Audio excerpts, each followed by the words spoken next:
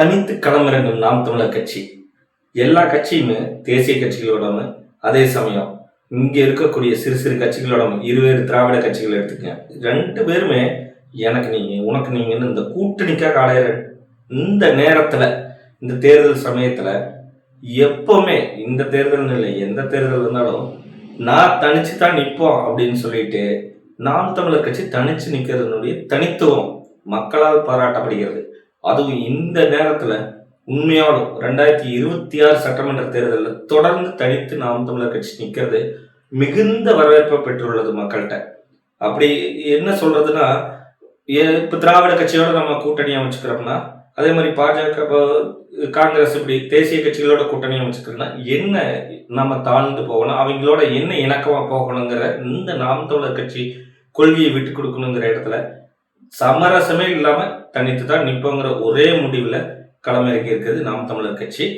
அதை இந்த காணொலியில பார்ப்போம். உங்களோட நான் உயிர்மை வசந்தகுமார். வாங்க காணொலிக்குள்ள போவோம்.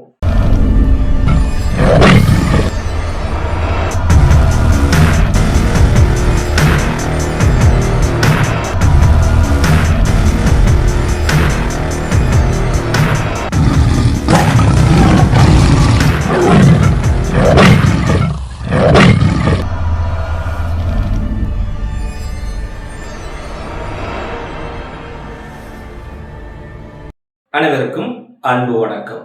புதுசா முளைச்ச தவிக கட்சி, இதுல விஜய் யாரோட கூட்டணி போவாங்கன்னு, அதுவும் முக்கியமா அதிமுக, பாஜக இவங்க கூட்டணி சேர்ந்ததுக்கு அப்புறம் இவரை எப்படியாவது உள்ளெழுத்து போடுறணும்னு ஒரு உள்நோக்கத்தோட செயல்படுறதா நமக்கு செவிவழி செய்தி. ஆனாலும் எப்படியோ இதுக்கு அப்புறம் பார்த்தீங்கன்னா, இந்த திராவிட முன்னேற்ற கழகம் அவங்க பார்த்தீங்கன்னா அவங்களுக்கு தேவையான கூட்டணியை ஓரளவுக்கு அமைச்சிட்டாங்க.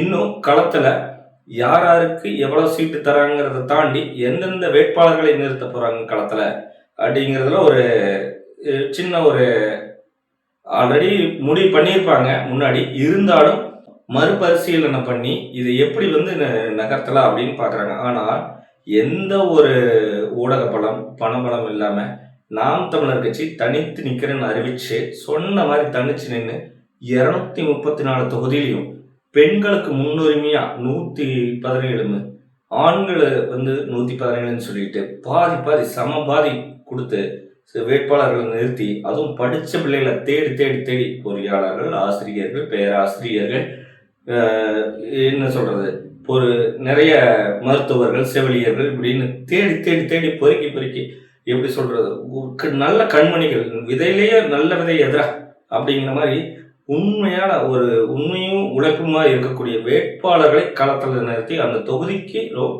இன்னுமே எவ்வளவு உத்வேகமா மக்களுக்கு உழைப்பை கொண்டு போய் சேர்த்தணும், மக்கள்கிட்ட உண்மையா இருக்கணுங்கிற வேட்பாளர்களை நிறுத்தி இருக்கிறார்.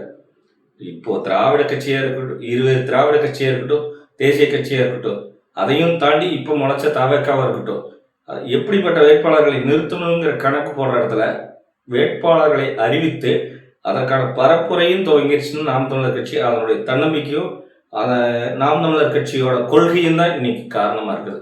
அண்ணன் செந்தமிழன் சீமானுடைய வழி நடத்தல இன்னைக்கு இந்த கட்சி, நாம் தமிழர் கட்சி தனித்து நிற்குது. எந்த சமரசம் வேண்டாம். எல்லாம் இங்க எப்படி சொல்றது, மாவட்ட செயலாளர்களை நாங்கள் கலந்து ஆலோசிச்சுட்டு தான் சொல்லுவேங்கிற இடத்துல மற்ற கட்சிகள்லாம் தெரிவிக்குது அந்த மாதிரி.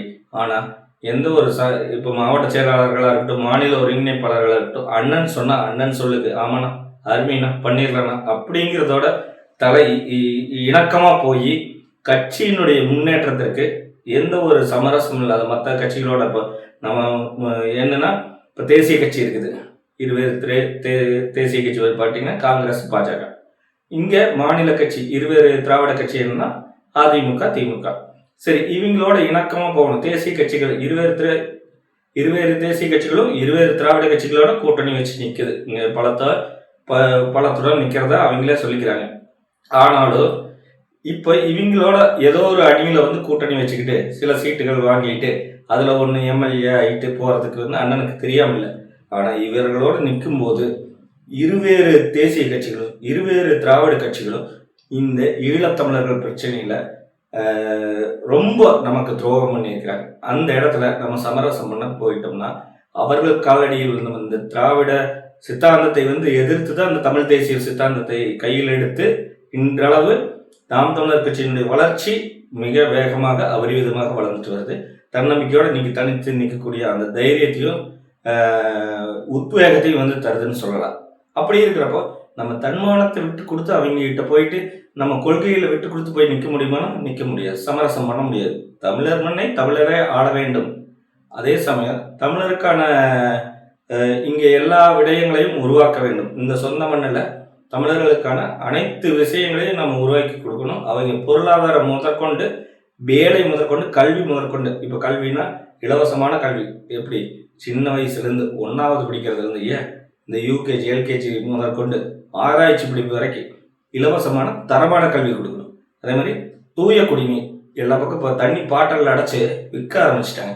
தண்ணி விற்பனைக்கன்று எல்லா உயிர்களுக்கும் தேவையான அடிப்படையான ஒன்று அப்படின்னு சொல்லிட்டு தண்ணி தண்ணியினுடைய தேவை, நீரினுடைய குடிநீரினுடைய தேவையை நிறைவேற்றுறதுக்கு இலவசமாக செஞ்சு கொடுக்குறோம்.